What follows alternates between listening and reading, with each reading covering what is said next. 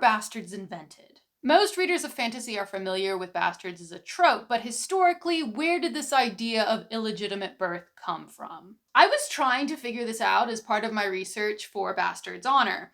And what I have found is that illegitimate birth was very difficult to define prior to the 12th century because marriage was very difficult to define prior to the 12th century. Like, we don't start to see illegitimacy be legally defined by court cases until about the 1130s, if I'm remembering correctly. There was no standardized legal process or ceremony or definition of what made a marriage valid in Europe, or Christendom as they would have called themselves at the time. Even within the same country or people group, you could encounter a massive variation. The difference between a wife and a mistress prior to the 12th century could in many cases be a matter of your personal opinion. There were also a lot of different and often conflicting ideas about divorce and remarriage that complicates everything further. And even though the church did try to standardize things, even they couldn't agree on what made a marriage for most of the medieval period. Did it require the consent of both parties? Did it require an exchange of property? All great questions with many possible answers. Honestly, I was expecting to find out that this whole thing was the church's fault. The whole idea of an invalid child as the result of an invalid marriage. It does sound like them, and a lot of religious discourse is used later around this issue of illegitimacy. But surprisingly,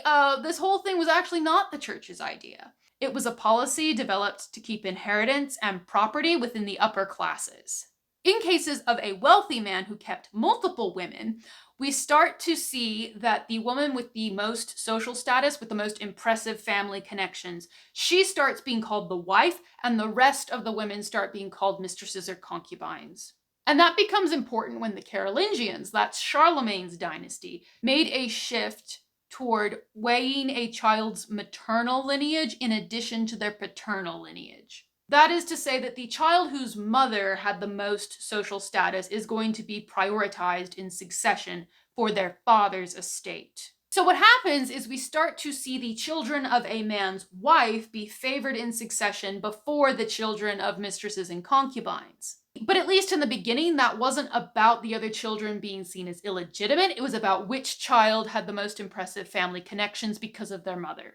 Prior to the 12th century, and in some cases even later, the social status of a person's mother was much more important than whether she and the father were married. Like William the Conqueror, also known as William the Bastard. He was called that because his mother Herleva was the daughter of a tanner. Not seen as shameful that he was born out of wedlock.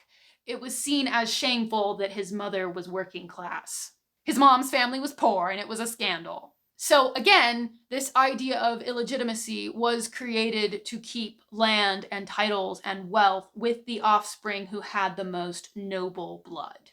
And religious justification was later used for that, but it originated in classism, not piety. I'm reading this book, Royal Bastards by Sarah McDougall, and she's challenging a lot of long-held assumptions about bastardy, illegitimacy, and inheritance law in the medieval period. It is an extremely dense book, and I will probably be working on it for a while. But if you want to learn more about the topic and you are up for a challenge, I definitely recommend this. I used a little bit of her research in Bastard's Honor for Thadrade's storyline, but I am using a lot more of it in my Viking-inspired fantasy romance releasing this winter.